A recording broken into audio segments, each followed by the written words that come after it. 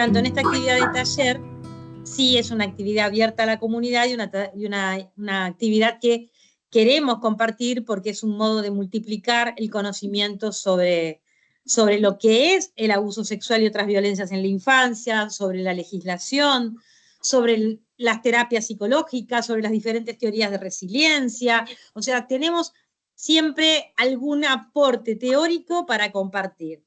El día de hoy va a tener una característica un poco diferente, y es porque el 9 de agosto, ayer, se conmemoró el Día Nacional de la Lucha y de la Solidaridad, no de la lucha, de la solidaridad con los sobrevivientes y las víctimas de violencias en las infancias.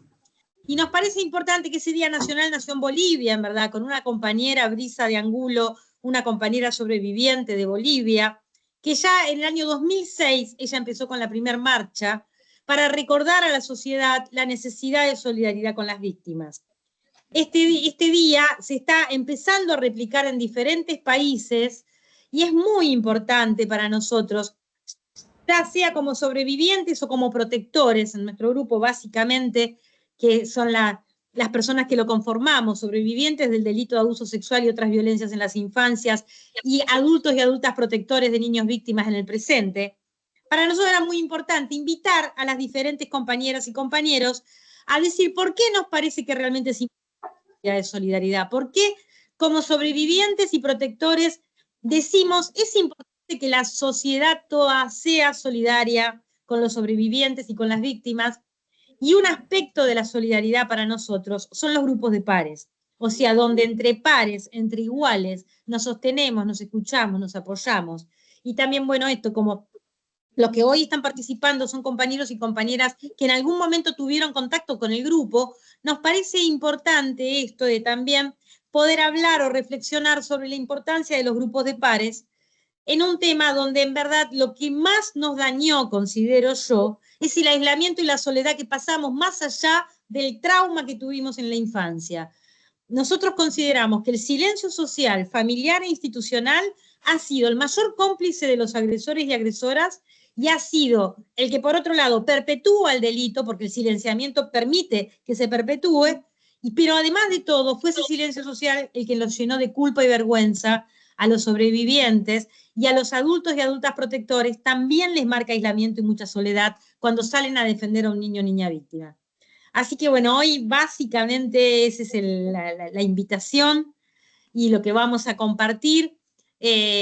Los diferentes compañeros van a poder hablar y conversar. Lo que quizás vamos a hacer desde acá, desde como tarea de coordinación, sería controlar los tiempos como para que todos tengamos tiempo de hablar y todos después tengamos un tiempo de compartir la experiencia y de compartir pensamientos y sentimientos a partir de lo que dijeron los demás, pero básicamente hoy es una experiencia contando nuestras propias vivencias. Y esto, la primera cosa, ¿por qué nos parece importante esta idea que tuvo Brisa, replicarla, y por qué nos parece importante pedirle a la sociedad toda esta aldea protectora que nosotros decimos que es necesario para crear infancias? ¿Por qué necesitamos la solidaridad de una sociedad? Así que bueno, es un gusto estar acá. Ahora le dejo a Sebas a ver si quiere también agregar algo y damos por iniciado nuestro taller. Les agradecemos muchísimo. Hay personas de diferentes regiones de nuestro país, hay personas representando Uruguay, hay personas representando Chile. Les agradezco muchísimo. Y bueno, siempre es un gusto estar en grupo, siempre, siempre, todo en grupo es más lindo que es cuando estamos solos. Así que por lo menos esta es una certeza que tenemos nosotros. Les doy un abrazo y le paso a Sebas, y muchísimas gracias por estar acá. Gracias. Muchas gracias.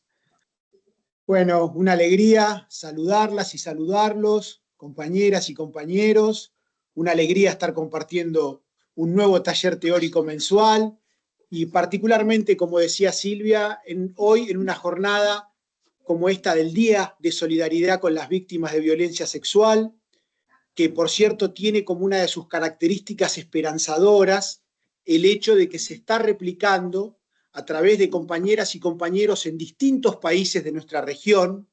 Sin ir más lejos, Francisco nos compartía desde Montevideo cómo esta misma tarde, allí en la capital del Uruguay, se está llevando adelante una presentación en sociedad de todo un movimiento de sobrevivientes justamente a partir, entre otras cosas, de unas de Uruguay, que 2 semanas atrás aproximadamente, junto con Silvia, también con Dana de Chile, estuvieron reunidas y reunidos en Cochabamba, en Bolivia, en lo que fue un gran encuentro de sobrevivientes, de luchadoras y luchadores de toda nuestra América Latina y el Caribe, bajo el paraguas del Movimiento de Valientes, que es una organización internacional de sobrevivientes de abuso sexual, con la cual en nuestro caso, como Adultos por los Derechos de la Infancia, tenemos la suerte de venir trabajando en estos últimos años.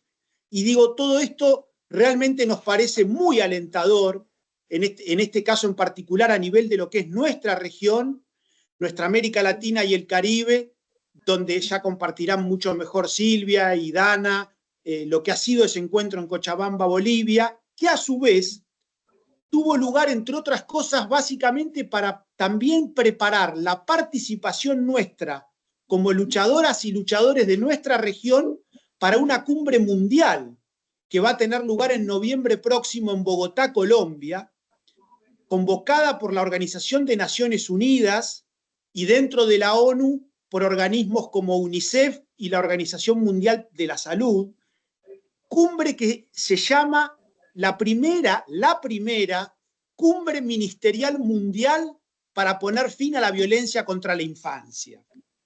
Ese es su título, como tantas cuestiones de estas, muchas veces desde nuestras largas experiencias de dolor y de lucha de tantos años y desde lo que implica estar trabajando en el día a día contra esta injusticia, sabemos que a veces ciertas cuestiones pueden sonar rimbombantes con respecto a la dura realidad que todavía enfrentamos contra esta injusticia y el enorme trecho que falta recorrer desde los estados como garantes y promotores de los derechos de la infancia para realmente transformar esta realidad de injusticia.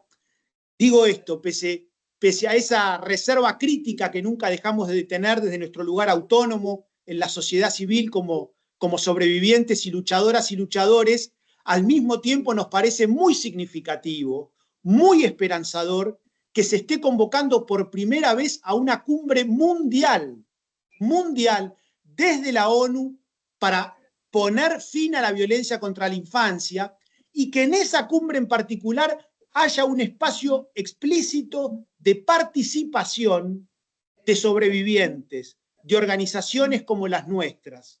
Eso también nos parece un verdadero logro de nuestra lucha colectiva, una muestra más entre tantas otras de cómo a lo largo de estos años, como decimos siempre, hasta muchas veces sin darnos cuenta, venimos construyendo un cambio histórico ante esta injusticia que una de sus características esenciales ha sido la de ser un verdadero tabú en todas nuestras sociedades y culturas, y ese tabú y esa negación la hemos roto, creemos que para siempre, nosotras y nosotros con nuestras luchas, con nuestras voces, saliendo a nuestras escenas públicas a dar cuenta de esta injusticia, con enormes esfuerzos y sacrificios.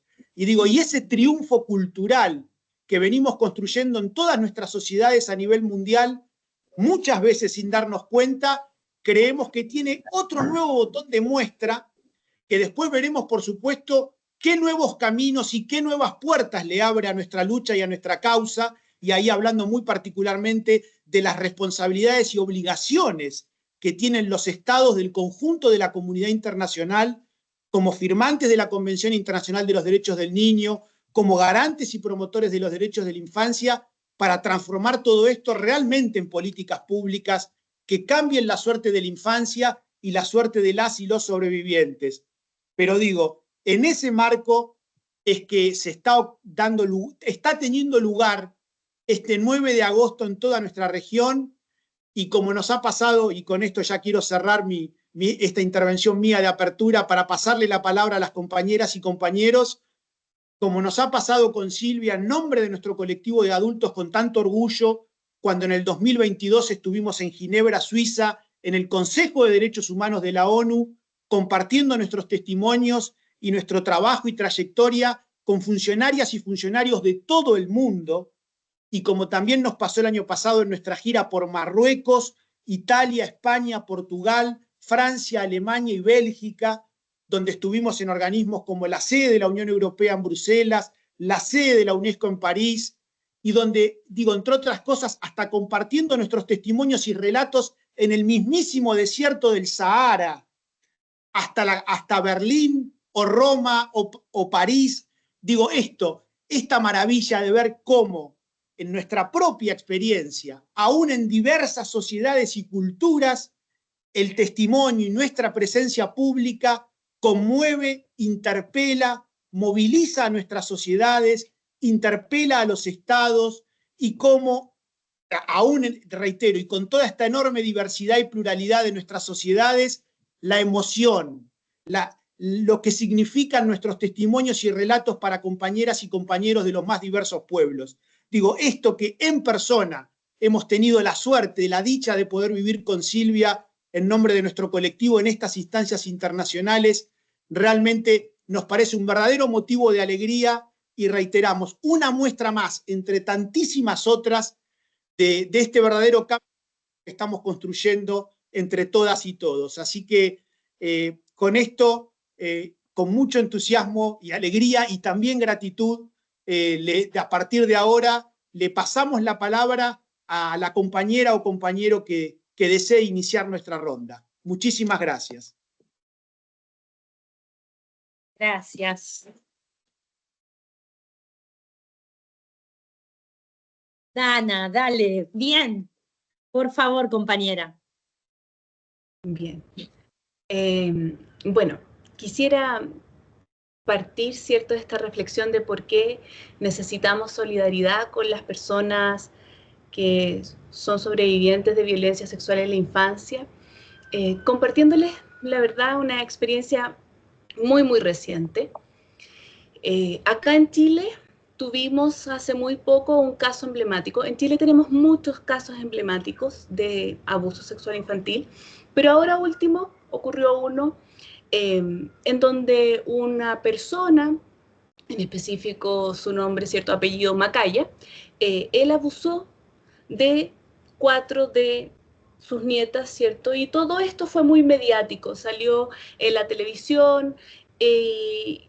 Cuando sale en la televisión, entonces, las primeras preguntas a propósito de por qué se tiene que conmemorar esto, ¿cierto?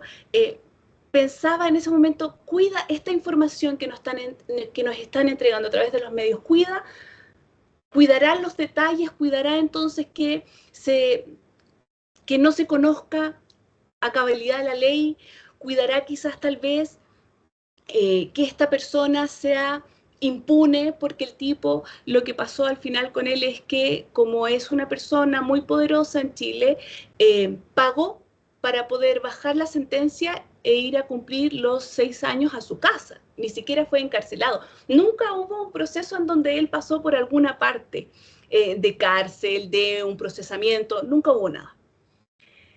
Y me pasó yo soy psicóloga, me pasó con mis pacientes que ellas y ellos y ellas sentían mucha rabia a propósito del caso, se espejaron, se reflejaron mucho en el caso. Y hace poco, no tengo bien la fecha, sí, no sé si 1 o 2 días atrás, aparece una periodista entregando detalles específicos, detalles muy morbosos acerca de lo que hizo esta persona. Y estos videos han sido viralizados en Chile a través de las redes sociales, Instagram, TikTok. Y hoy día, justamente hace muy poco, estuve atendiendo a mis pacientes. Yo solo me dedico a la resignificación y reparación del abuso sexual infantil.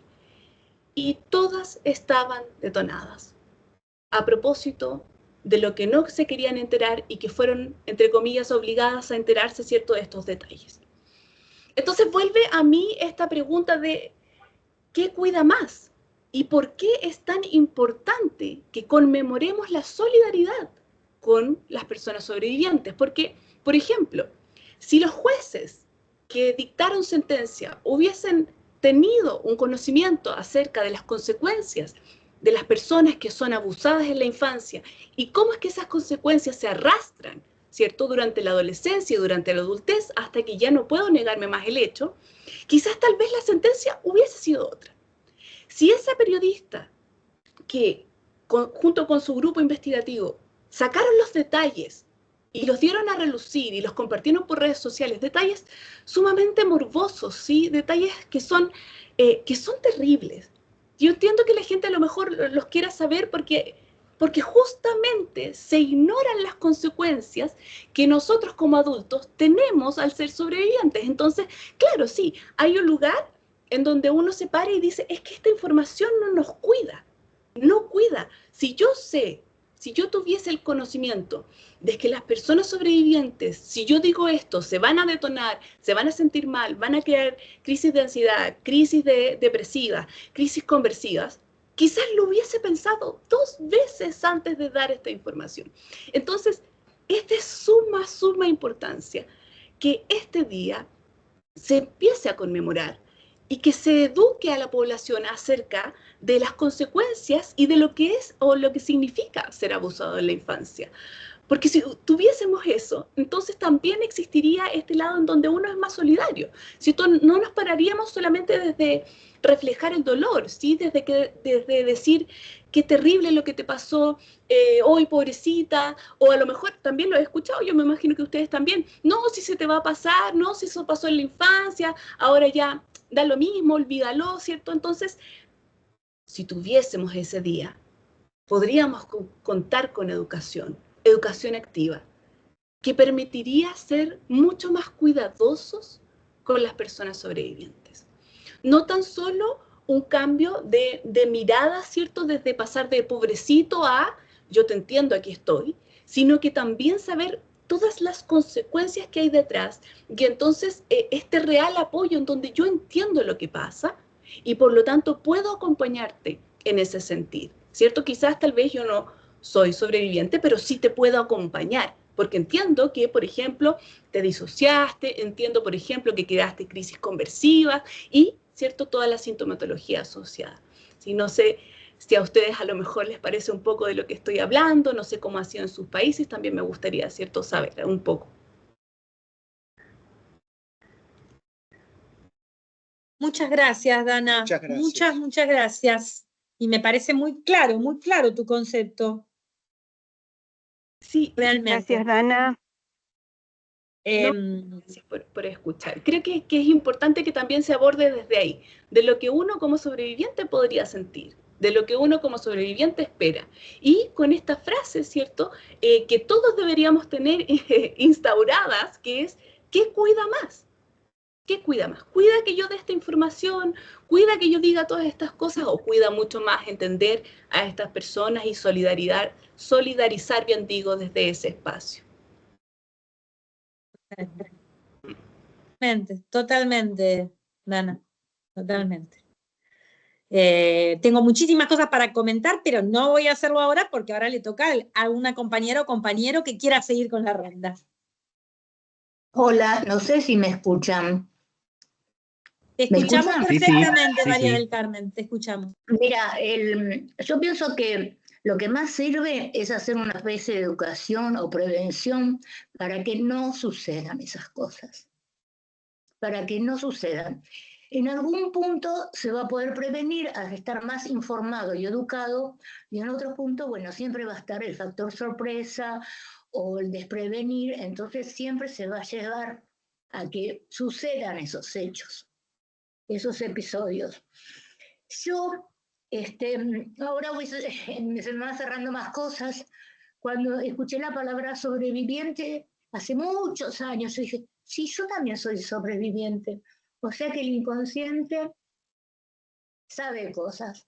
Mi episodio me pasó no sé en qué edad, yo lo mantuve reprimido, bloqueado, más de 20 años, y cuando mis hijas comentaron que le podía suceder lo mismo con un vecino que la había querido manosear y qué sé yo, ahí me acordé de eso. Y ahí salió.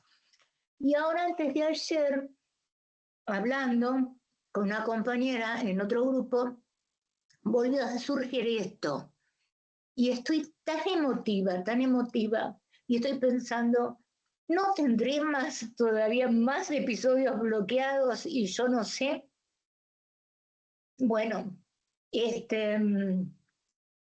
sí, yo me aislé, me cubrí con los kilos, Y bueno, tuve algunos logros académicos, logré casarme, tener hijas, pero no pude mantener esas relaciones y como yo antes de acordarme de eso sabía que le tenía miedo a los hombres, pero no sabía exactamente por qué era. Bueno, muchos miedos, muchos miedos.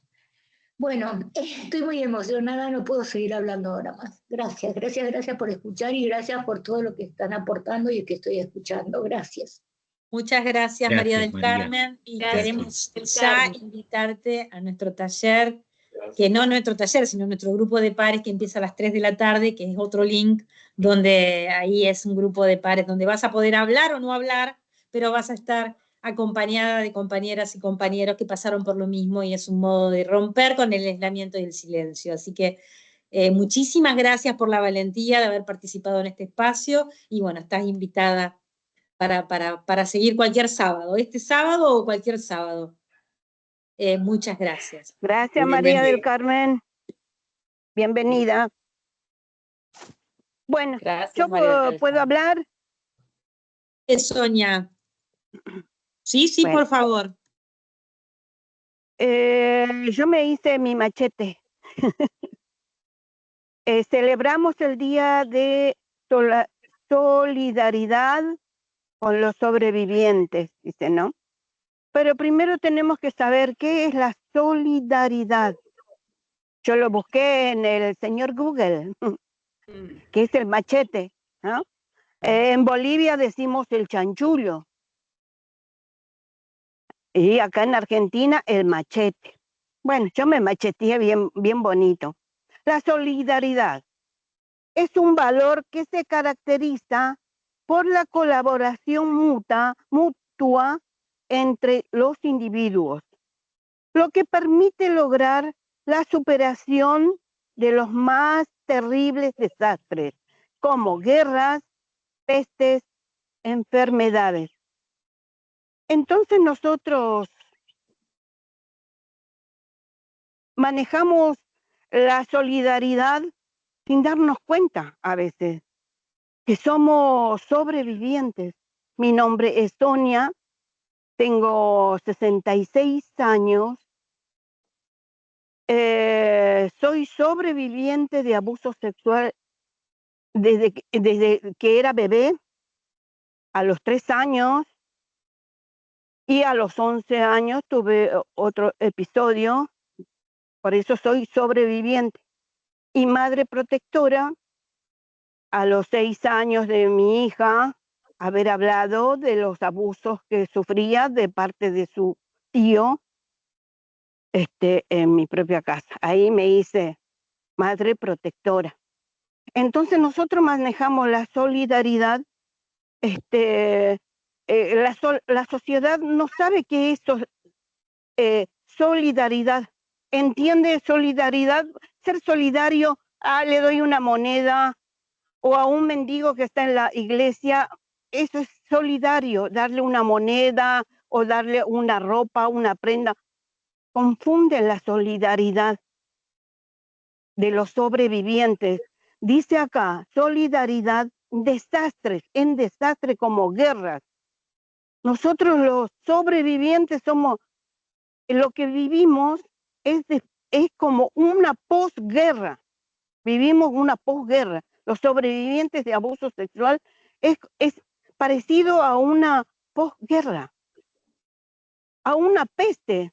Ahí recién entendimos cuando vino acá el COVID mundialmente qué era la solidaridad. Cuando te iban a comprar algo, por eso entienden qué es la solidaridad. Ir a comprar, que alguien, estabas encerrado en tu casa, que alguien vaya y te compre algo. Por eso entienden que es una solidaridad. En enfermedades, que te compren un remedio, esa es la solidaridad. Pero la solidaridad de un sobreviviente es como una posguerra. Un sobreviviente de abuso sexual no tiene comparación a ninguna otra cosa. Sería como la posguerra.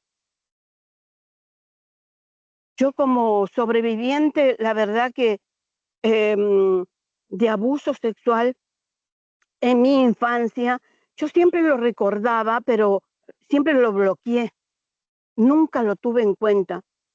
Cuando mi hija empezó a hablar a los 6 años, a mí se me vino el mundo abajo, porque es lo peor que me pudo haber pasado. Eh, em, me, no, no, se me cambió el mundo, se me cambió el mundo. Había algo que yo tenía que denunciar esto, porque no estaba bien, no estaba bien. Y eso que había señales, ese tipo vivió en mi casa 6 años. Había señales que yo no reaccioné ante esas señales. Cuando lo eché de mi casa, ahí recién empezó a hablar mi hija y ahí me empezó a caer la ficha y a ver las señales que yo no había visto. ¿Por qué no vi las señales? Y porque yo había vivido y nunca se habló nada.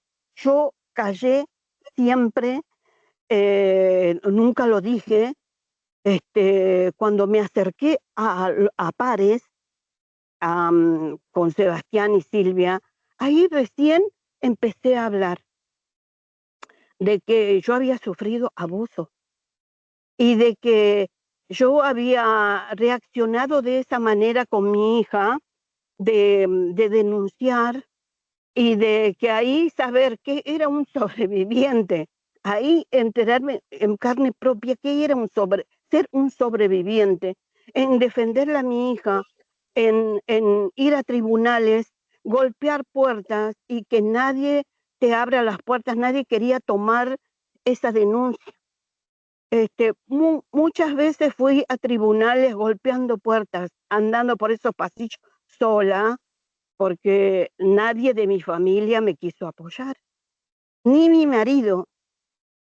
Yo le decía lo que había pasado, o lo que estaba hablando mi hija, y no, él no me iba a apoyar en nada, nada. Así que fui sola, golpeé puertas, y tanto insistí, la perseverancia que tuve, que sí, me abrieron las puertas, me tomaron la denuncia, pero sola. Me dijeron, espere que la vamos a llamar. Bueno, yo esperando, ya estaba en Pares y ahí me surgió, eh, a ver, ¿cómo es que esa denuncia? ¿Dónde está esa denuncia? Escuchando todos los testimonios que daban, y yo dije, ¿dónde está la denuncia? Encima, en casa, mi marido me decía, tú estás loca, tú estás loca.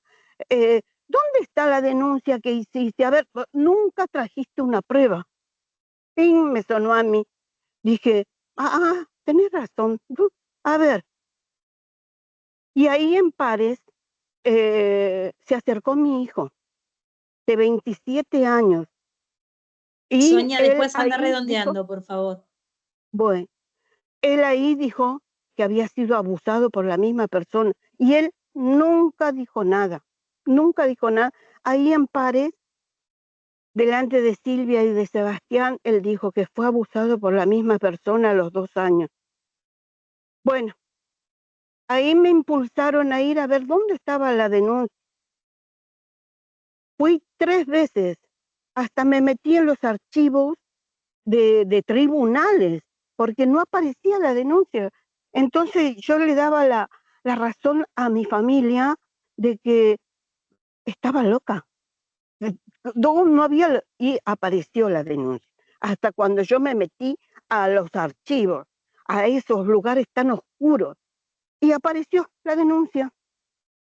Gracias a Pares, gracias a ellos, que yo aprendí a ponerle palabras, de que tuve un padre violento, de que tuve un padre pedófilo, de que en mi casa albergué a un pedófilo, y de que por esa causa de hablar y de denunciar, me quedé sola, porque me tuve que escapar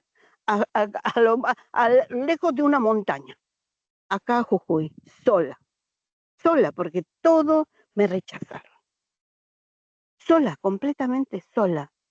Pero conocerlos a ellos, al grupo de pares, me han dado una fuerza que no hubiera, sola no hubiera podido conseguir.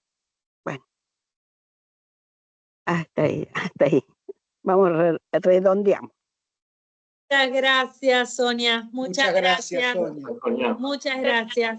Muchas gracias. Muchas Y gracias. acá ya está Gracias. conectada otra compañera de San Salvador de Jujuy con la cual te podés conectar y pueden organizar actividades juntas. Muy bien. Bienvenida a Jujuy. Qué bueno, qué bueno. Bien, ¿algún otro compañero o compañera que quiera seguir con esta ronda donde tratamos de contestar a esto que sería ¿por qué es necesaria la solidaridad con los sobrevivientes y con los protectores? ¿Por qué reclamamos un día de solidaridad? Reclamamos todos los días de solidaridad, pero un día nos recuerda la importancia de saber de la solidaridad, qué significa y por qué la necesitamos. Yo quería hacer algún comentario. Sí, dale, por favor. Uruguay, y comentarles un poquito lo que ha sucedido en Uruguay. En Uruguay, bueno, por empezar, yo soy sobreviviente de abuso infantil. Después de muchísimas décadas, me llevó el proceso. Cuando quise hacer la denuncia, ya el delito había prescrito. Y en Uruguay se intentó, digamos, pasar una ley por la cual los delitos, digamos, de violencia sexual no prescribiesen, y fue una cosa muy increíble porque después de varios meses de tratarse en comisión y de lograr los consensos necesarios a nivel del sistema político, la noche que se votó, no se sabe por qué, se le cambiaron algunas palabras a la redacción del documento, y lo que se terminó votando finalmente mantiene la prescripción de estos delitos. Una cosa realmente increíble. Un proyecto de ley que se trabajó más de 2 años. Pero bueno, por eso yo creo que es necesario un día de solidaridad, porque en realidad cuando uno empieza a darse cuenta la magnitud, digamos, de a lo que nos estamos enfrentando, creo que es importantísimo tener un día. Lo mejor que nos podría pasar es que este día no fuese necesario que existiera, pero lamentablemente estamos en el mundo que estamos.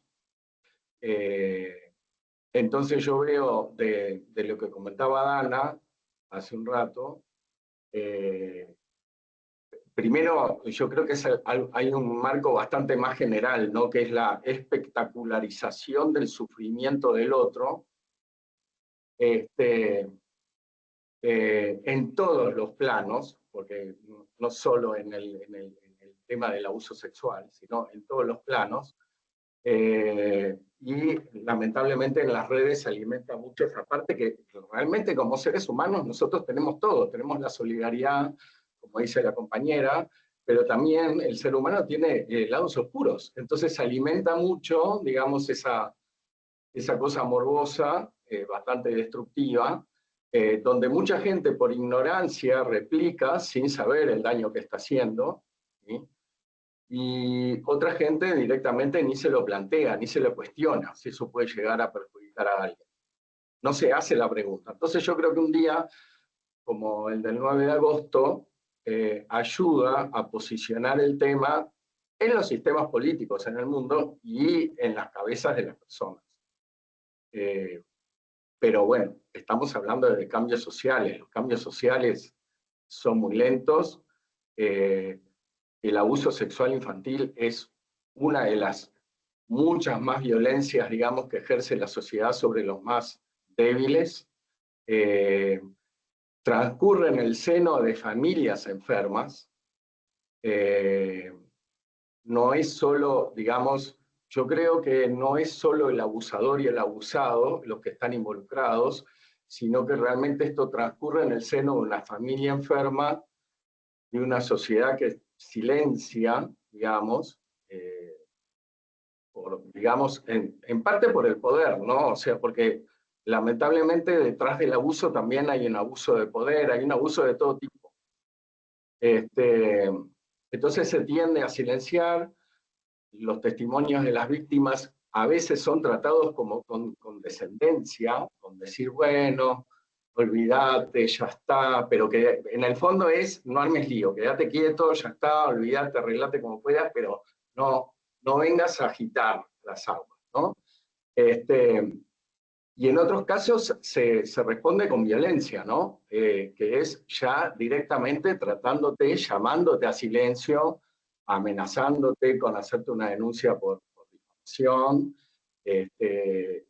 directamente acusándote de que estás en una especie de delirio o que sos un psicópata, y con aislamiento, ¿no? Muchas veces la respuesta es el aislamiento, ¿sí? Entonces, bueno, yo creo que tanto lo que dijo Dana como lo que acaba de decir la compañera, que ha quedado como aislada familiarmente, son cosas que suceden. Uno tiene que estar preparado también para la indiferencia del otro, digamos, y a veces para reacciones que tiene la gente que son muy raras, ¿sí? Pero bueno, son cosas que están en la sociedad.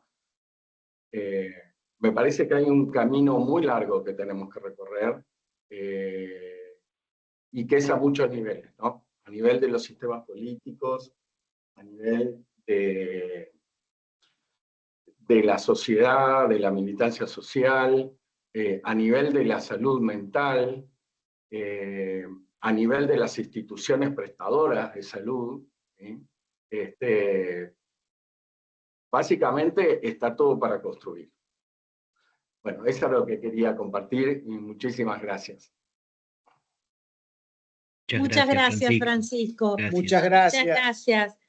Muchas gracias. Gracias, Francisco. Muchas gracias. Gracias, Francisco. Ahí creo que Dana lo había levantado de vuelta la mano. Si quiere. Sí, yo levanté la mano a propósito. Quería complementar un poco el punto de Francisco, ¿sí?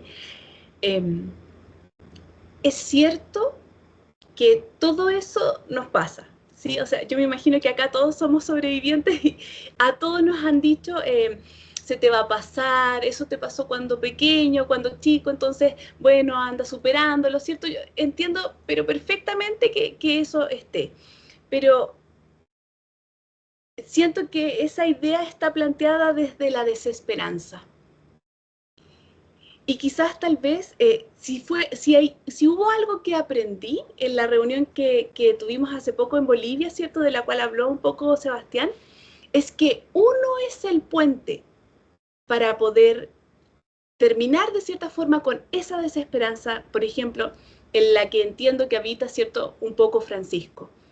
¿Sí? Uno es el puente, claro. Uno dice, ¿qué pasa que la sociedad no se mueve? ¿Qué pasa que no hay psicoeducación? ¿Qué pasa que la gente lo entiende de una manera? Quizás tal vez necesitamos ese otro punto en donde uno entiende que uno es el puente de acción.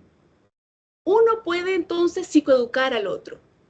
Uno puede hablar del abuso sexual infantil. Uno puede hablar acerca de somos sobrevivientes y aquí estamos. Mira, no soy una persona pobrecita, no soy una persona hoy que le pasó esto. No, sino que desde este punto de vista en donde estamos entendiendo que necesitamos solidaridad, justamente entonces mi llamado también es a que nosotros seamos puente. Uno puede psicoeducar. Si yo siento que a lo mejor en el espacio en donde estoy nadie sabe, todos son condescendientes, no se entiende, yo psicoeduco. Yo lo digo, oye, ¿sabes qué? Mira, esa no es la manera adecuada. ¿Sabes cuál es? Esto y esto, A, B y C. Creo que también a lo mejor se podría empezar a integrar, ¿cierto? Esta nueva mirada en donde uno es puente para cambiar las acciones del otro. Sí, quería complementar con eso. Gracias, Dana. Muchas gracias. Muchas gracias. Gracias. ¿Algún compañero, compañera que quiera seguir con esta ronda?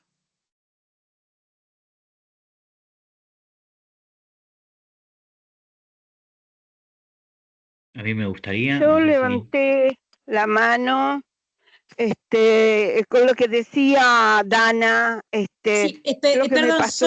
Sonia, ¿podremos Sí. parar un poquito a ver si continúan, compañeros, y después así tenemos un rato para hacer el intercambio? Bien, bien. Dale, esperemos porque acá hay compañeros que todavía no hablaron y compañeras. Gracias. Gracias, muchas gracias. Ahí ¿Algún Celeste compañero o quiere, compañera que no habló? Celeste quiere participar y después yo también. Dale, Germán, perfecto. Celeste, te escuchamos. Hola, Celeste, no se te está Celeste, escuchando. estás silenciada. Ahí, en tu micrófono, más que no.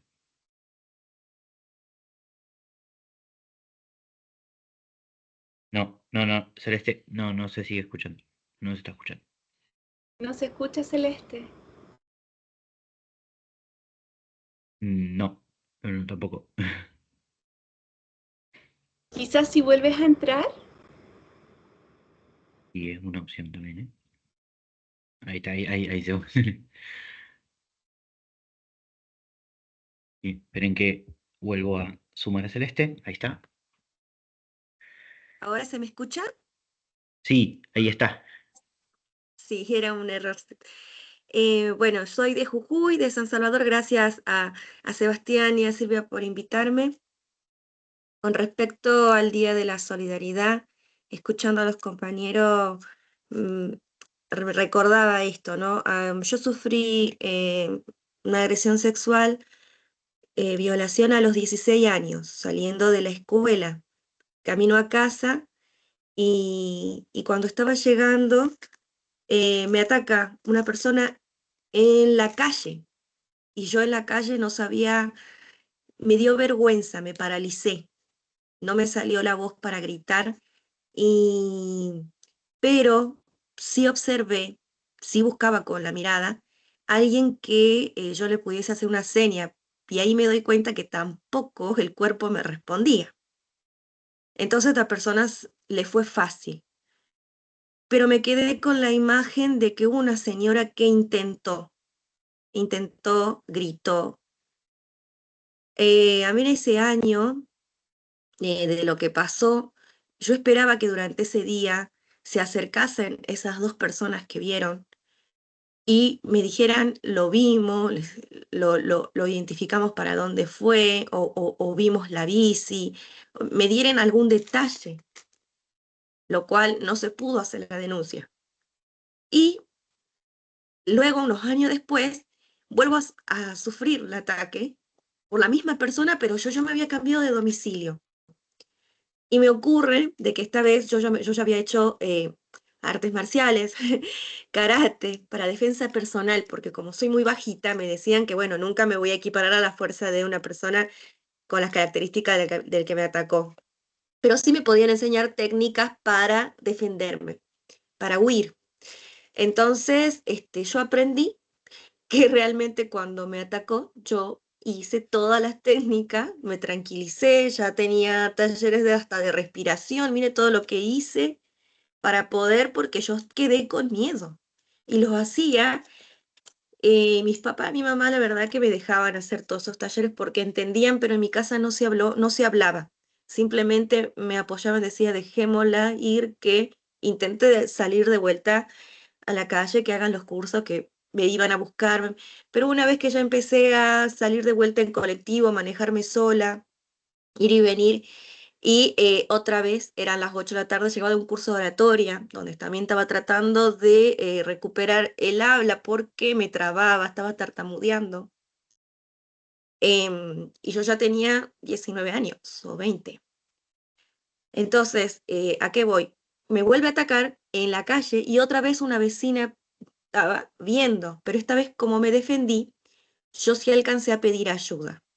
Y una cosa que me alarmó, primero que sabía que no había cámaras en la calle, segundo que había una vecina y yo esperaba que la vecina se levantara, hiciera algo, se acercara, pero después que pasó salió, mi perrita fue la que gritó, una perrita cocker que yo tenía, ella salió a morderlo, ella fue la que alertó a todos los vecinos e hizo que salga también mi familia. Y la perrita lo correteó. Eh, yo le, yo le cuestioné a la vecina por qué no me ayudó en toda mi desesperación. Y ella me dijo, yo creí que era tu novio y entonces no me quise meter porque bueno. Y ahí digo, desde el año 2008, el primer episodio en el 2003, 2008, y pienso y digo, cuando vi a todas las colectividades, las organizaciones que veían, decían, no es tu culpa, tampoco por tu modo de vestir, porque cuando fui a la policía me dijeron, ¿qué hacías vos a las 8 de la tarde? ¿Dónde venías sola? Se me increpó. Y por ahí pienso en todo lo que se cambió, ¿no? En todo lo que ya estamos diciendo, que además la vergüenza de contar, coincido de esto de cuando vas a denunciar no hay un lugar condicionado como para que vos hables, porque en medio de toda esa vergüenza. Y digo, hubo un cambio. Hoy, si bien hubo un cambio en la sociedad, pero quizás no en esas instituciones, ¿no? Pero esta cosa de que ya cambió acá en Argentina hace poco, creo que en el 2015, ya no se dice que es de instancia privada, sino de instancia pública, que cualquiera puede denunciar y más aún si es un menor de edad. Entonces yo veo que digo, la solidaridad, además de haber pasado eso, en la escuela estaba sufriendo bullying y en la escuela mis compañeros eh, no eran, digamos, no era un lugar donde yo la estaba pasando bien ni le podía contar a ningún compañero lo que me estaba pasando. El impacto en el estudio, el cambio, cómo luchaba para poder aprobar materias, y ahí logro que una sola compañera fue la que se dio cuenta y me empezó a ayudar.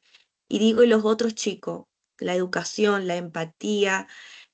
Por ahí hubo una compañera que hace poco me vio, me escuchó en un canal de televisión y me escribió y me decía, me acuerdo del bullying que te hacían en la escuela y si alguien nos hubiese hablado, no, hubiese existido la ESI, hoy tenemos la educación sexual integral que habla del bullying. En esa época no se hablaba del bullying. Entonces, muchas cosas, digo que de a poquito las luchas sirven, quizás la esperanza, porque ayer hicimos una caminata con la esperanza de la solidaridad. Y digo, la solidaridad también se construye nosotros rompiendo el silencio, todas estas frases que estamos largando, haciendo cruzar la vergüenza al frente, que lo tengan la otra vereda, y nosotros diciendo como sobrevivientes, buscando en eso que empezamos a buscar ayuda, entender lo que nos pasó, asimilar, y ver qué podemos cambiar, sin querer nos convertimos en, hoy que le dicen activista, hoy nos dicen sobrevivientes activistas, y a mí me hacía ruido ese, digo, terminamos de pedir ayuda, pasamos a dar ayuda y hablar de la experiencia. Y muchas veces no tenemos ciertos títulos porque también se me ha cuestionado, yo soy estudiante y por estar afectada y llevarme todos mis 20 años recuperarme, terminé y yo siempre buscando carreras que me ayuden en esta temática, porque dije, empecé a pedir ayuda, pero yo quiero entenderla, qué podemos hacer por ella y por mí, por ella y por mí, y así terminé estudiando 2 ahora carreras que me estoy por recibir, licenciatura de Educación para la Salud y abogacía. Y abogacía fue siempre fue abogacía. Yo había parado en Tucumán, 4º año de abogacía, y ahora estoy empezando de nuevo porque tuve otra recaída, y ahí es donde dije, ¿cuánta gente está como, le pasó lo que a mí me pasó? Me creí que me iba a comer el mundo, que lo mismo iba a poder, en silencio, sin hablarlo, y dije, no, yo tengo que hablarlo y exteriorizarlo. Y necesito una ayuda profesional, y ahí dije, necesito acceso a la salud, necesito terapia. Perdón, ¿podrías ir Sí, después sí, redondeando. redondeando? Perdón, pero así siguen otros compañeros. Gracias, compañera, perdón. Y ahí hablo que es importante esto de todas estas frases, tienen un porqué, cuando hablan de la esperanza, de romper el silencio, de la solidaridad, le encontré sentido y desde ahí es que digo, bueno, no nos quedemos en la desesperanza, Hoy sí hay organizaciones, hay otros sobrevivientes que están trabajando, que estamos haciendo todo esto para poder transformar. Yo sí creo que se puede dar la transformación, que sí tenemos, y se empieza con el hablar, con el romper silencio. Eso es lo principal de todo esto para poder construir la solidaridad. Eso era todo lo que quería decir, que se construya la solidaridad. Muchas gracias, Muchas Celeste. gracias. Muy bienvenida, muy bienvenida. Gracias. Bien. Gracias, Celeste. Gracias, Gracias. Celeste. Ahora sigue Germán. ¿Cómo va? Hola, ¿qué tal? Mi nombre es Germán, como dice Silvia. Eh, Básicamente dos cosas para ser así muy breve. Eh, lo que me parece, porque es importante un día como hoy, porque me parece que hay que muchas veces reconstruir muchas cosas, reeducar en muchos sentidos. Y una de las cosas que yo aprendí, que era lo que más por ahí estaba necesitando, buscando con adultos, es a entender que la definición de abuso es muchísimo más amplia de lo que la gente la entiende. Lamentablemente vivimos en una sociedad en donde cuando vos le mencionás abuso sexual infantil a la gente, digamos, al común denominador, piensan literalmente en relaciones sexuales no consentidas entre adultos y niños y se quedan ahí. Y es una definición muy corta, de verdad lo es, porque yo estoy batallando hace muchísimos años con eso, ¿no? Con que sí, que no, que si me pasó, si no me pasó, qué fue exactamente. Mismo escuchaba lo de los recuerdos de los compañeros, yo tengo cosas muy mezcladas en mi cabeza, estoy deseando todo el tiempo que aparezca, ¿no? Como un recuerdo en mi cabeza que me aclare un poco más las cosas que todavía que tengo dentro de mí, que siempre las tuve, y creo que todo tiene que ver con eso, con que crecí con una definición que es inexacta, que es incompleta y que no es suficiente para abordar el tema que que a nosotros nos convoca hoy, ¿no?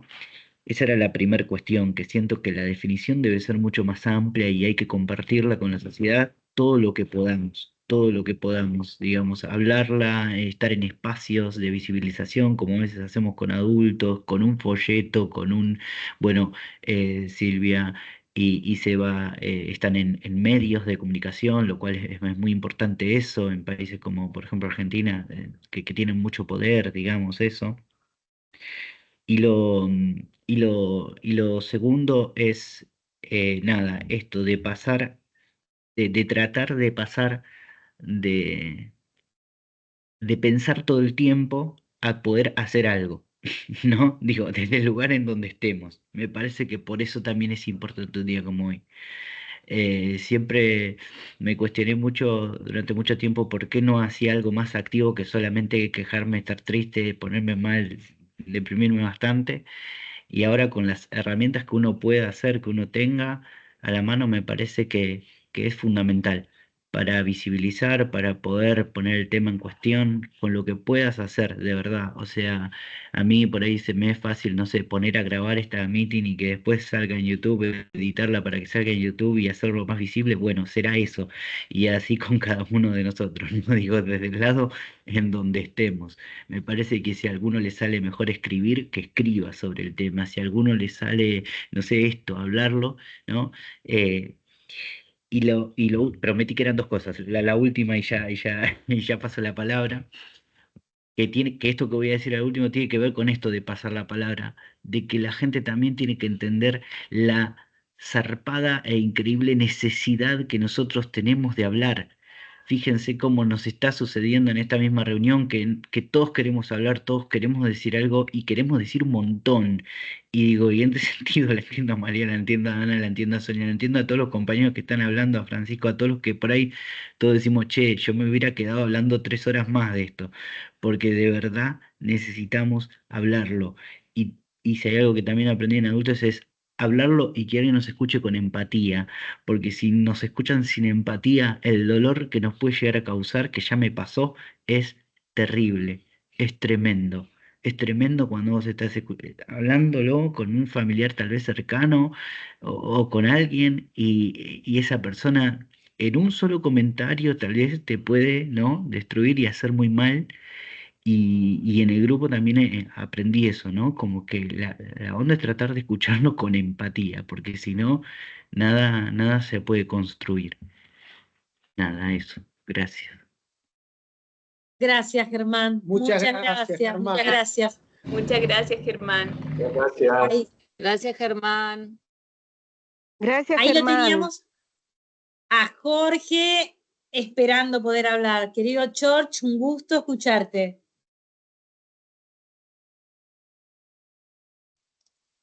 Hola, ¿cómo están, compañeros? Bueno, muchas gracias a todos los que han hablado. Gracias por organizar estos talleres, por organizar la reunión de pares. La verdad que,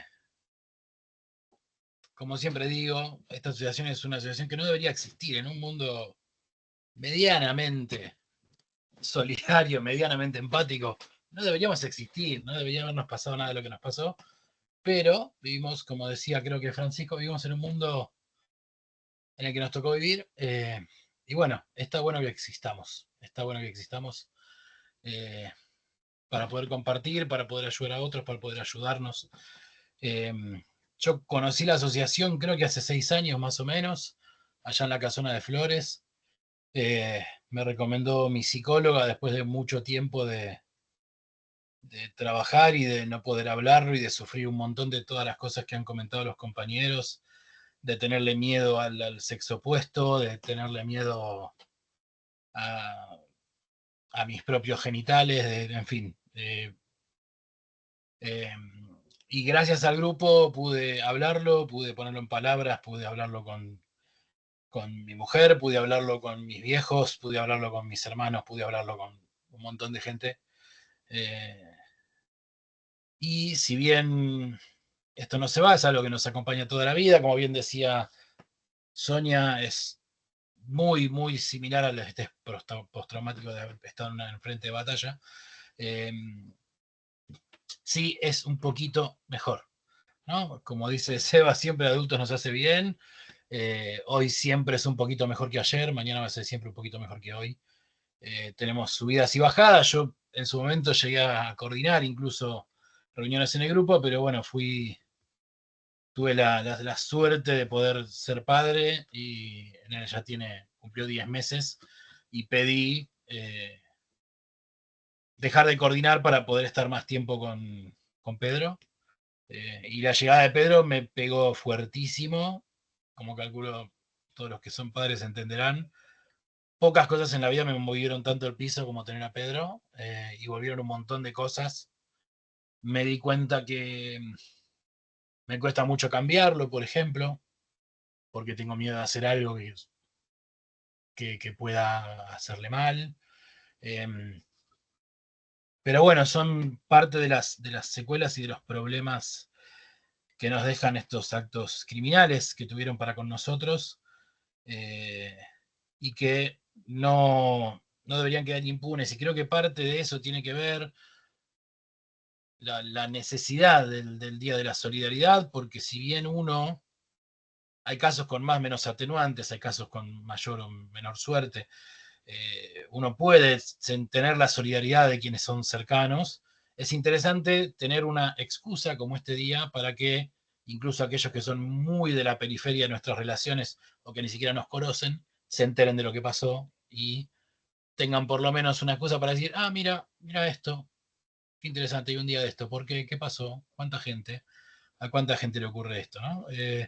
Me parece que es interesante desde ese punto de vista, más, como veníamos charlando, en una sociedad que está cada vez más horrible, cada vez más horrible, cada vez más públicamente más horrible. Parecería que hoy hay un orgullo de hacer este tipo de cosas.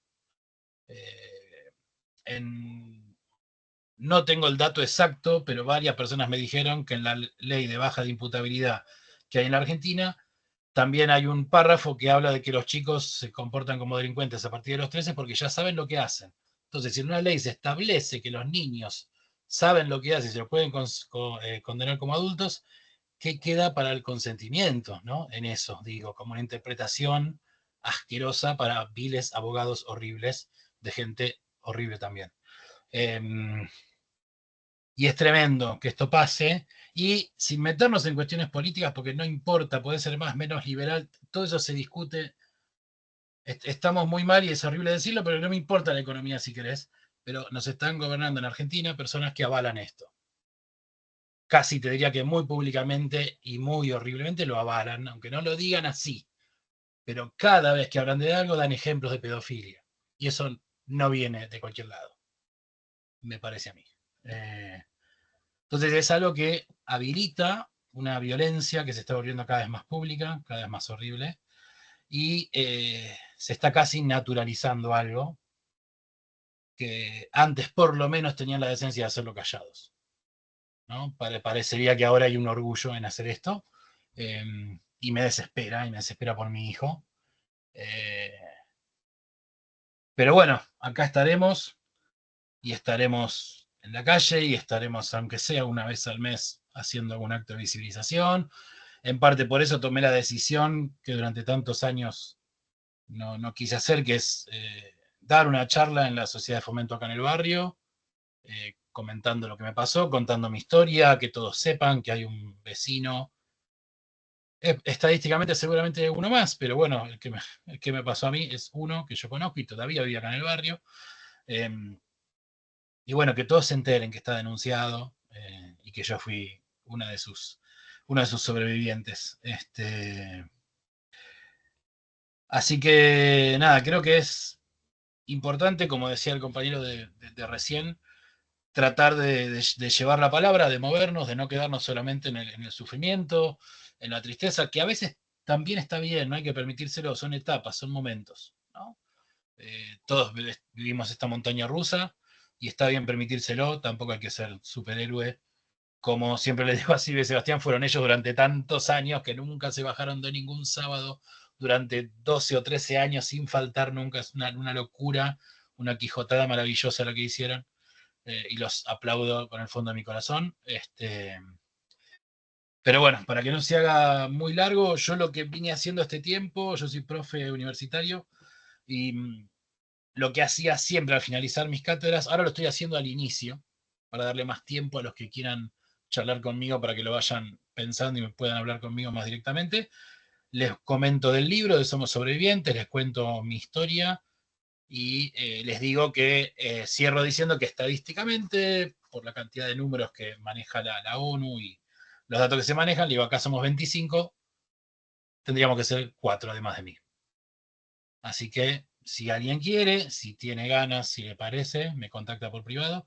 Y es un relojito. Hasta ahora, desde que lo hago hace un par de años, yo doy 6, 7 clases por año. En todas aparece 1, 2, 3 y hasta 4 personas. No falla. Así que la estadística viene funcionando. Y como hay muchos reincidentes, somos más que los abusadores. Así que yo diría que, sin hacerlo literalmente, porque no apoyo la cuestión de hacer cosas ilegales para hacer cumplir la ley, pero metafóricamente vayamos a cagarlos a trompadas. Llenémosle la cara de dedos a estos desgraciados para que no se piensen que se la van a llevar tan gratis ilegalmente de ahora en adelante. Así que nada, eso, los quiero, compas. Gracias, George, muchas gracias. Gracias, George. Escucharte, muy lindo escucharte. Gracias. Gracias, George. Sí, muy lindo escucharte. Creo que quedan todas compañeras. ¿Alguien más que quiera continuar con la ronda?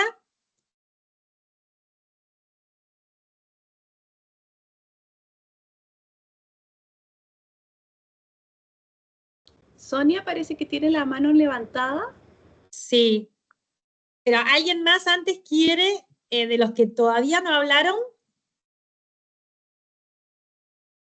Después damos ahora sí, Dana, claro, empezamos a un espacio, bueno, los que faltan hablar, si después tienen ganas, pueden hablar sin ningún problema. Y si quieren ahora, empezamos el ámbito en el cual empezamos a intercambiar las emociones, los sentimientos, lo que nos faltó decir que nos parece que es fundamental. Si les parece, empezamos con esta parte. Dale, Sonia, ahí estás. Sí. Muy bien, muchas gracias, Silvia. Ya sé yo el sistema y el método. Bueno, yo lo que quería decir, muy bueno lo de George, que siempre se aporta un granito de arena, aunque uno parezca que no está haciendo, pero sí, se aporta mucho. El, el no silenciar, decirlas. Bueno, hace 2 días, el jueves, a mí me pasó algo que no me lo esperaba. Estaba esperando el turno del médico y se me acerca una vecina que sí yo la conocía y me pregunta por el agresor de mis hijos. Y yo le dije, ¿pero qué? ¿Vos lo conocés? Y me dice, no, yo siempre voy a ver a su hermana, yo voy a Salta.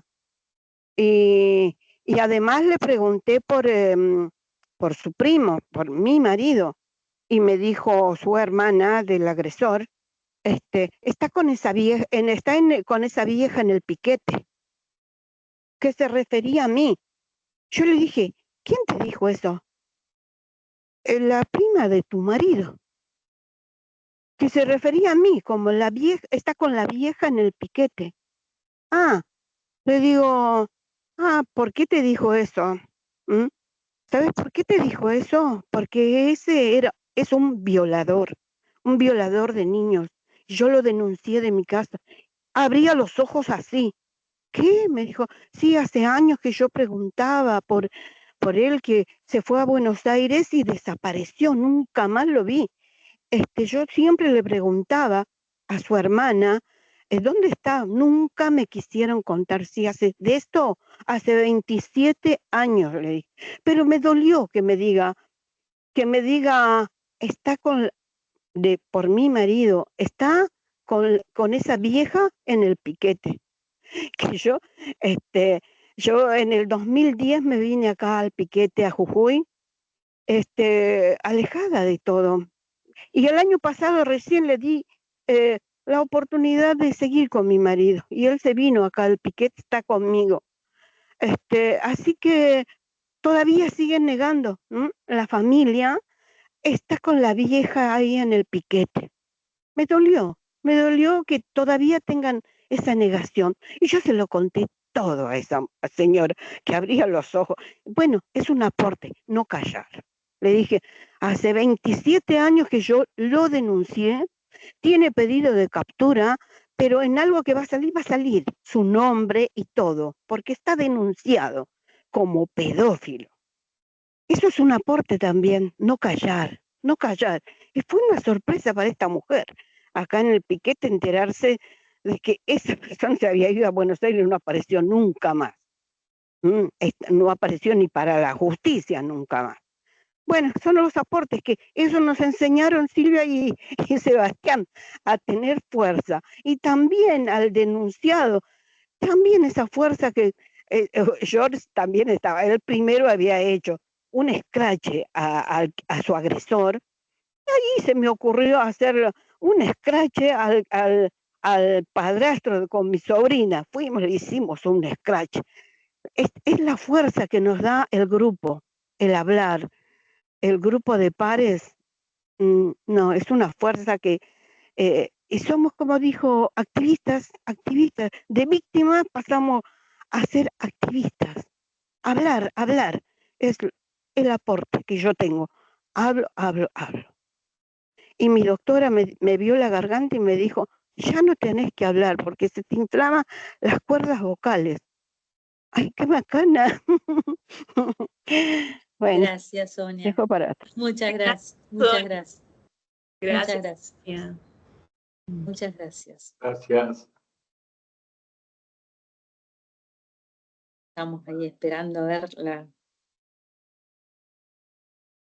sé, perdón, si alguna de las compañeras que hasta ahora no participó con la palabra y quiere hacerlo. Yo, mientras tanto, quería decir algo que me parece como algo que nosotros repetimos siempre, cuando nosotros salimos a diferentes ámbitos a hablar, ya sea dentro del Poder Judicial, ya sea en los grandes medios, en todo ámbito. Siempre decimos que nosotros creemos que en la sociedad, por eso hablamos a los adultos y adultas de buena voluntad, para armar la aldea, para defender a los niños. Nosotros sabemos que de un lado de la sociedad están los pedófilos, que tienen claramente sus intenciones, tienen claramente su modo de ver la vida y claramente su modo de moverse. Ahora, después hay todo un resto de una sociedad que nosotros consideramos que hay muchísima ignorancia. Entonces, a esa persona que ignora, que no sabe, es la que consideramos que nuestro testimonio puede llegar a movilizarla. Y a partir de que se moviliza y siente empatía, y hay algo que se le mueve emocionalmente, cuando escucha el testimonio de un ser que sufre, que le cuenta el sufrimiento, esa persona después puede ir a estudiar, aprender y buscar. Es lo que hacemos siempre cuando nos encontramos con cualquier persona en cualquier ámbito. Después está todo el resto, o sea, los pedófilos sabemos que no los vamos a convencer de nada. Y no es nuestro trabajo, en verdad, cuando a mí me dicen, yo en verdad hasta ahora jamás dediqué mi tiempo, ni puedo, ni me da la emocionalidad para dedicarme a agresores. Cuando a mí me dicen, y ustedes no, yo realmente, a mí no me da. Sé que hay muchísimas otras personas profesionales y demás que tienen la capacidad de trabajar con agresores. Yo no puedo. Pero más allá, como grupo, el grupo de pedófilos, sabemos que están en la vereda, diríamos, contraria de la vida, en la vereda que elige tratar como objeto a los seres, a las cosas, y dentro de esas cosas a los niños y niñas. A esas personas no los vamos a convencer, ni va a existir solidaridad posible, pero sí a ese gran mundo de seres humanos que hasta hoy se movieron en la ignorancia, muchos por no saber realmente y muchos porque es mucho más cómodo, en verdad, estar en el gran mundo adultocéntrico en el cual hago silencio a las torturas de infancia, hago como que no pasó nada, es más cómodo, pero bueno, a esas personas le podemos conmover de alguna manera y mover de la comodidad a partir de emocionarlo con nuestro testimonio. Por eso para nosotros es tan importante el salir a la afuera como sobrevivientes y como protectores. Y lo que estamos tratando es esto. Sabemos que la mayoría de los seres humanos no son abusadores ni abusadoras, pero que sí hay un gran plafón de silencio y de oscurantismo que ha protegido a los agresores y agresoras, y es eso lo que estamos tratando todo el tiempo de salir a mover de alguna manera. Nosotros encontramos la herramienta del testimonio. Creo que hay compañeros y compañeras que lo hacen desde otros sitios, lo hacen desde los lugares profesionales, los hacen desde los lugares de trabajar cambios de leyes, lo hacen. Nosotros elegimos desde adultos hacer el trabajo como un sobreviviente y adulto protector saliendo a hablar a la comunidad. Y eso me parecía importante porque a veces creo que tenemos que de alguna manera entender hacia quién estamos tratando de hablar y de conmover y no quedarnos con, bueno, hay muchas personas que siguen eligiendo sus complicidades, ¿verdad? Sus comodidades alrededor de decir, fulanito es tan simpático, tan divino, me parece una docente tan excelente, no puede ser cierto lo que están diciendo. Ese tipo de personas para mí entran del lado de los que tienen que cargar con la vergüenza y la culpa, que yo siempre digo que tiene que ser del agresor y los cómplices. Pero después hay todo un resto de una sociedad, yo creo, que se ha movido con la complicidad, si queremos, del silencio, pero que se puede cortar eso cuando son conmovidos y sienten que hay una historia que los está moviendo y que los invita a ser solidarios, en verdad, con las víctimas y con los niños víctimas y con los adultos sobrevivientes. Y creo que ahí está nuestra esperanza y nuestra fe en toda esa comunidad, y más allá también de todos los compañeros y compañeras que están en silencio, que también es el otro trabajo solidario como par. Salgo a hablar para que el compañero que hasta ahora, como hace George con sus alumnos, que los compañeros y compañeras que todavía están en silencio sepan que hay un par que lo va a escuchar y los va a creer. Ese también es un trabajo solidario de pares que me parece importante llevarlo adelante como lo que somos, como sobrevivientes y protectores, que queremos cambiar esta historia, ¿verdad?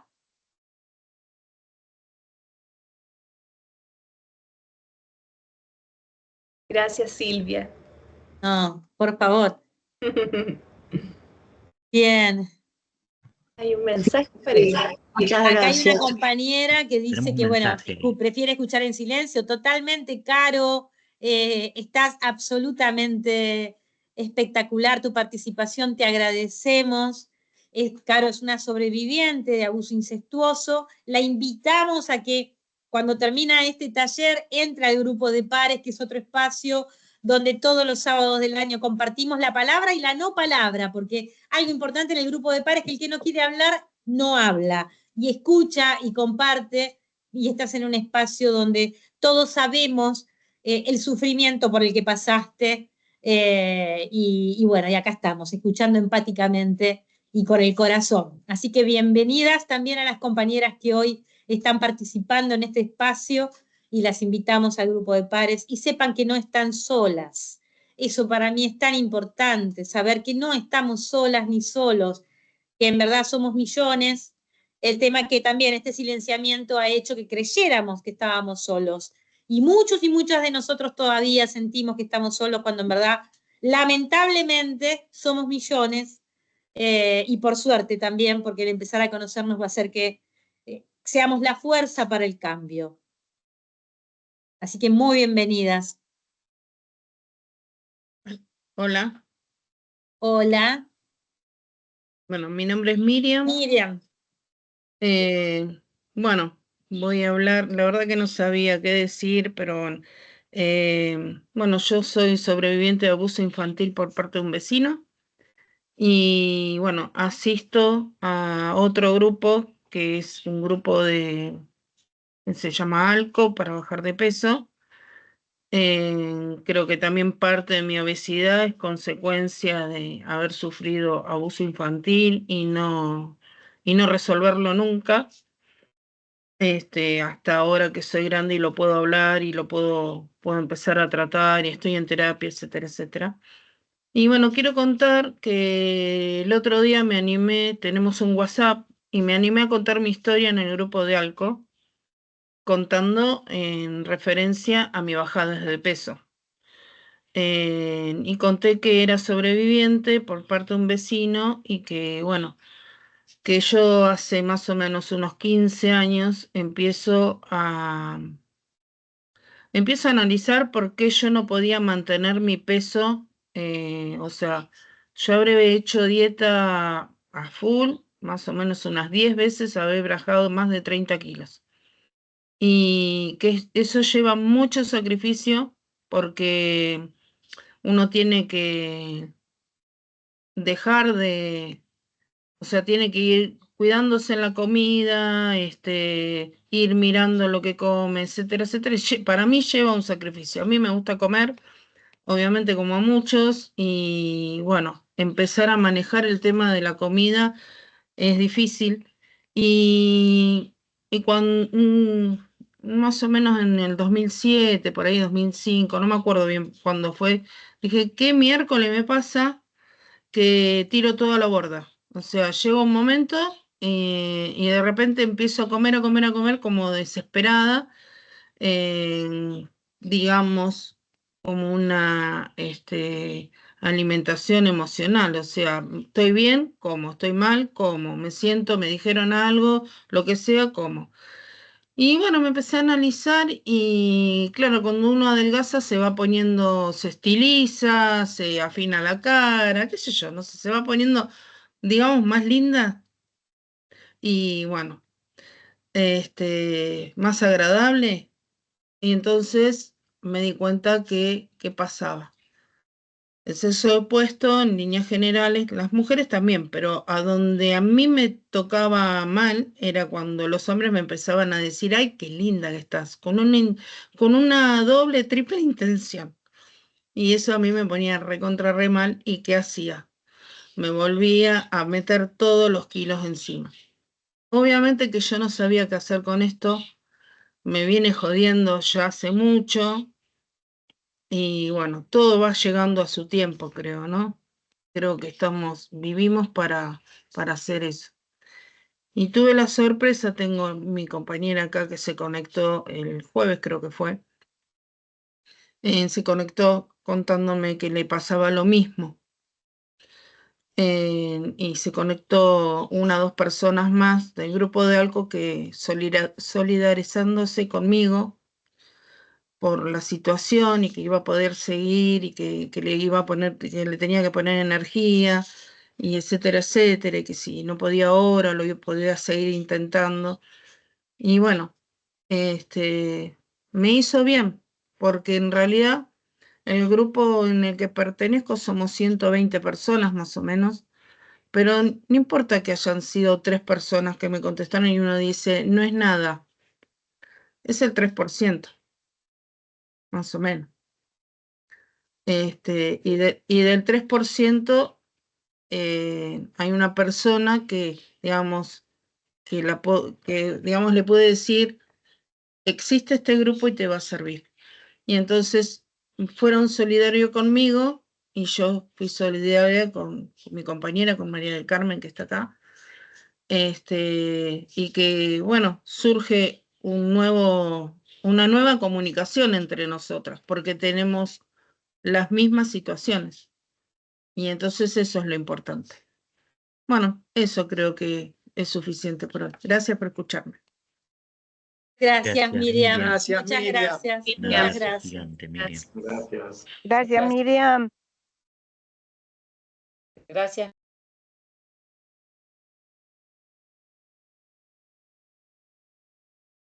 Gracias a todos.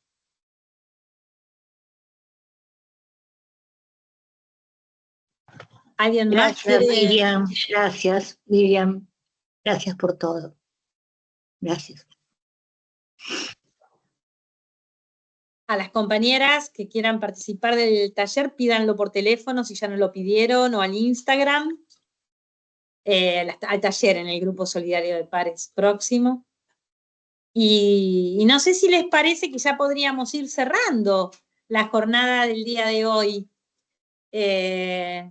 A mí me pareció una jornada muy rica porque en un espacio empático se da naturalmente el compartir nuestras historias, y eso me parece que también es la magia de generar espacios empáticos, y esto lo podemos hacer en cualquier lugar, en el colectivo, en el trabajo, en cualquier ámbito donde tengamos la predisposición de escucha empática. Vamos a empezar a darnos cuenta que muchas personas nos van a empezar a contar sus dolores, que quizás no siempre sea solamente violencia sexual.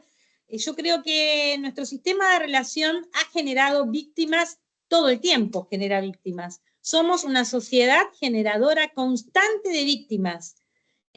Por lo tanto, si estamos atentos, vamos a ver que siempre hay que contar un sufrimiento, porque en esta sociedad absolutamente dispar, donde hay un abuso de poder continuo y donde el abuso de poder es la regla, en los modelos de relación, vamos a encontrar que en múltiples situaciones todos y todas hemos sufrido situaciones de violencia, de abuso, y de sentir que había alguien que nos hacía cosas que no pudimos pararlo. Por supuesto que esto en la infancia es multiplicado por 1.000.000, pero en una sociedad como la nuestra, si estamos dispuestos, por eso siempre yo digo que queremos compartir las herramientas del grupo de pares a todas las personas, para que armen grupo de todo, no sé, vecinos para arreglar una calle, grupo de docentes, grupo de profesionales que trabajen con temáticas de vulnerabilidad, porque todos necesitamos en algún momento descansar en el par para contar nuestros sufrimientos, porque en cualquiera de los ámbitos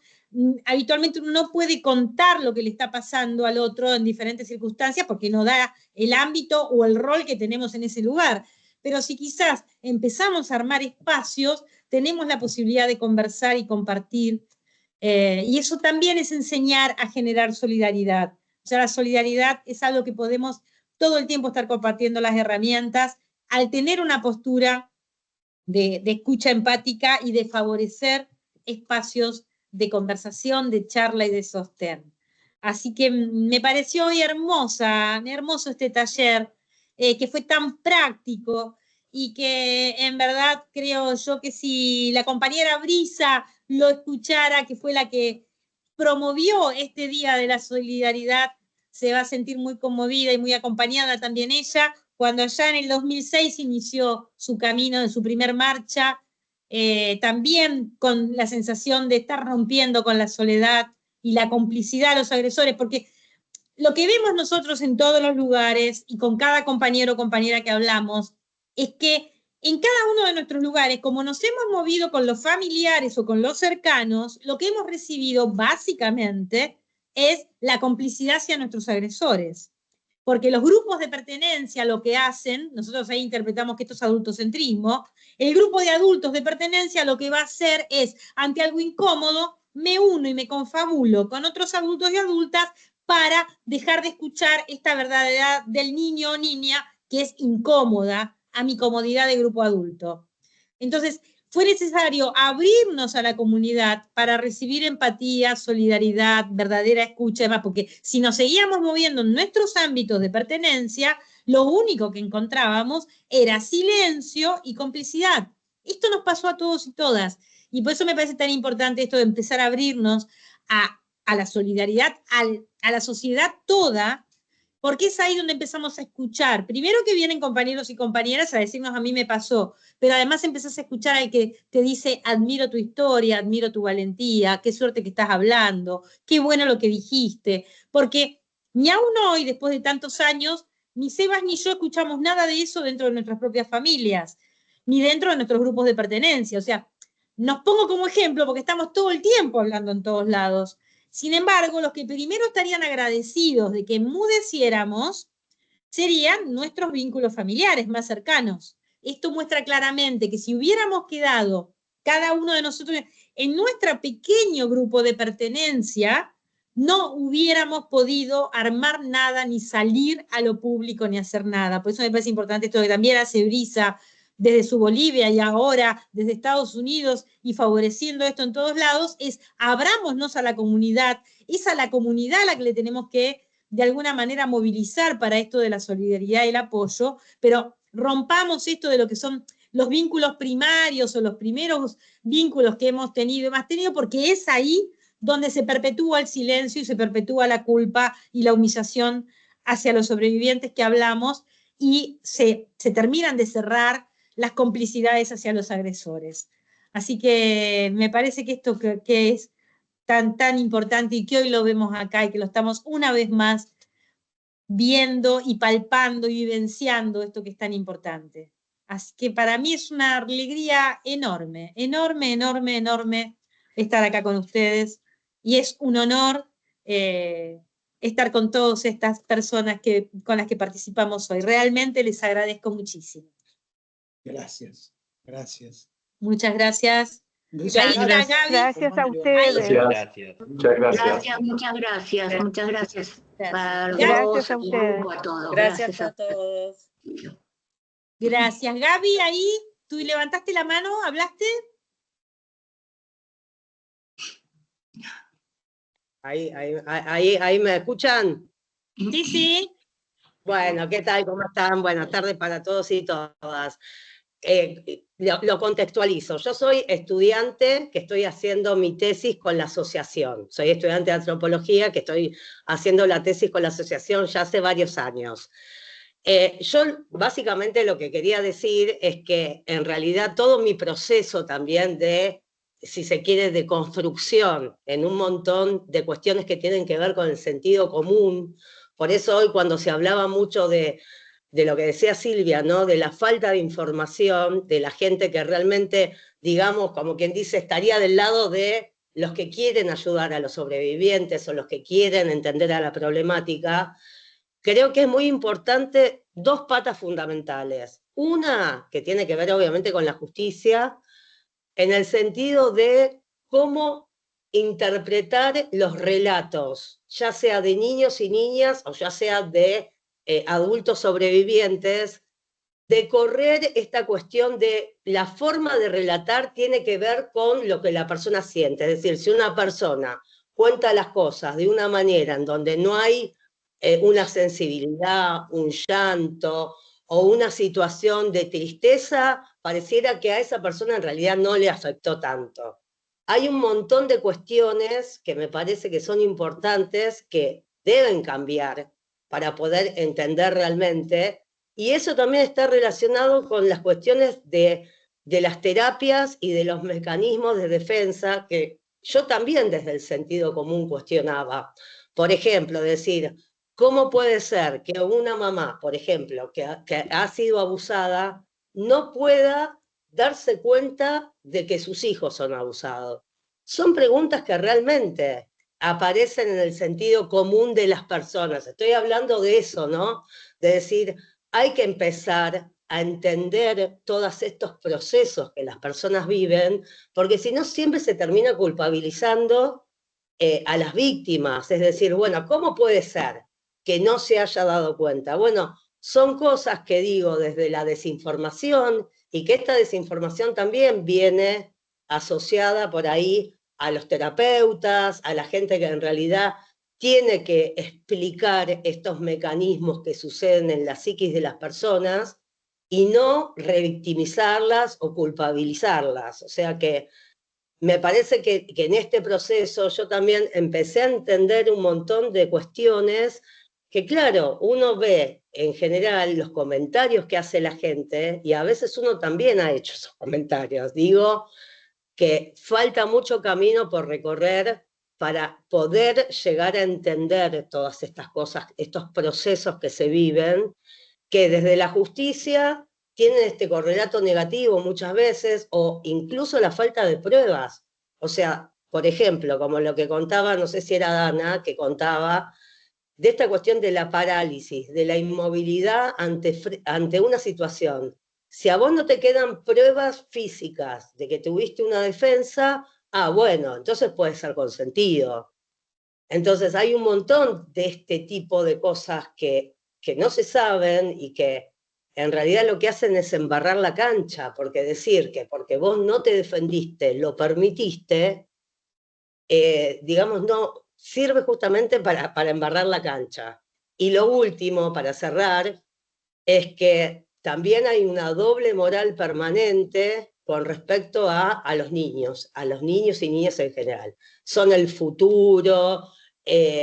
Por ejemplo, cuando aparece alguno que supuestamente fue un violador, un abusador, hay que lincharlo, hay que ahorcarlo, hay que ponerlo en la hoguera, pero cuando les pasa dentro de su círculo propio, ahí no hay que lincharlo, no hay que ponerlo en la hoguera, y defienden al agresor.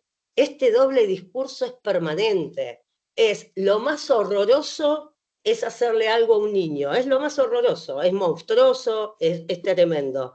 Pero cuando pasa en el círculo cercano, ahí no se defiende a los niños y niñas. Ahí generalmente se pone del lado del agresor, que generalmente es el encantador, es el que obviamente siempre le cae bien a la familia, es el que nadie va a sospechar. Así que, bueno, un poco eso es lo que quería contar en función también de la experiencia y de lo que yo fui aprendiendo con ustedes. Gracias, Gaby. Muchas gracias. Gracias, Gaby. Gaby. Ahí hay otro capítulo enorme de la solidaridad. Gracias, Gaby. Que a nivel académico empiece a haber más estudios, empiece a haber más trabajos, empiece a haber más estudiantes universitarios que elijan el tema de violencias en las infancias y la violencia sexual en la infancia para hacer sus presentaciones, porque el tema académico es fundamental en lo nuestro, porque justamente a más conocimiento, más herramientas para poder defender a las víctimas y para poder trabajar mejor con las víctimas. Por eso acá, Gaby, para nosotros es un ejemplo muy importante del compromiso desde un lugar académico. Nos parece muy importante y ojalá se multiplique.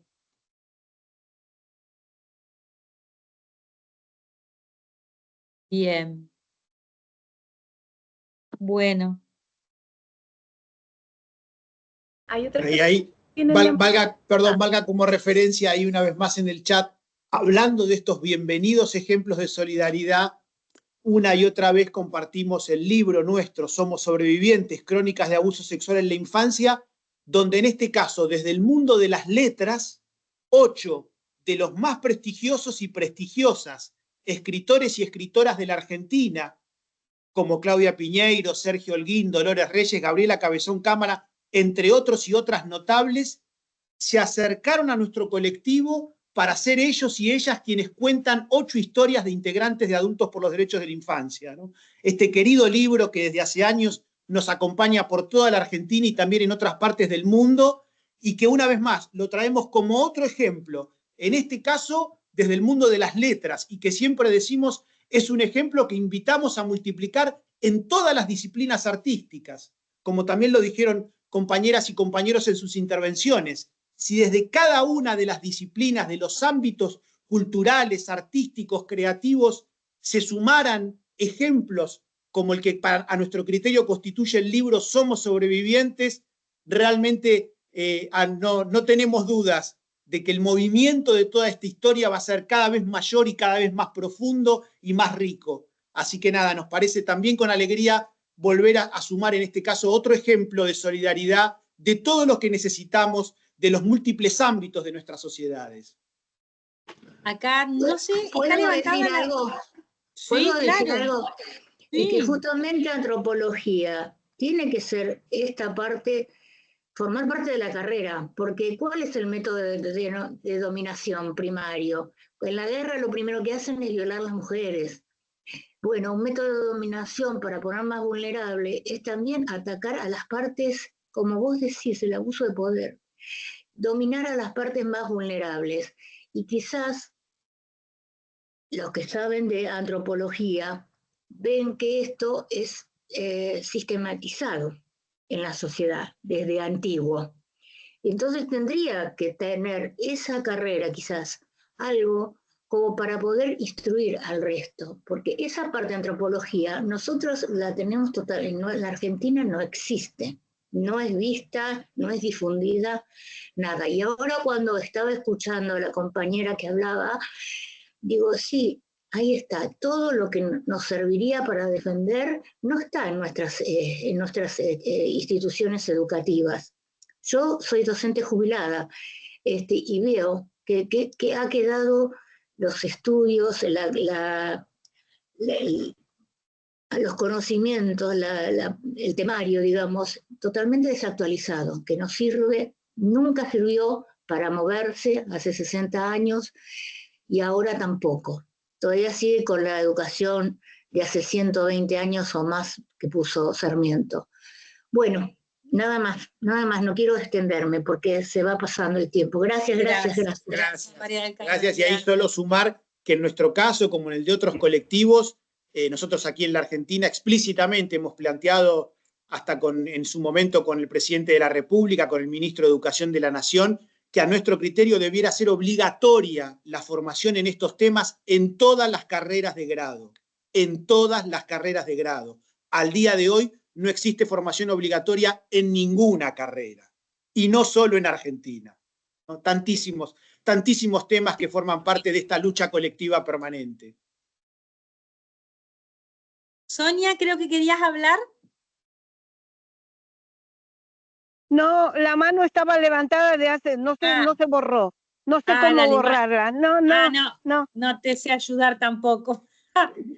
Bueno, compañeras, si quieren ya vamos cerrando, compañeras y compañeros, con un aplauso, como hacemos nuestro grupo de pares o zapateo. Terminamos, nos agradecemos entre todos. Gracias a todos. Muchas gracias a todos. Segundo sábado de cada mes, taller teórico, ya están todos y todas invitados, sepan. Ahí compartimos. Gracias. Gracias. Gran abrazo. Gracias Uruguay, gracias Chile.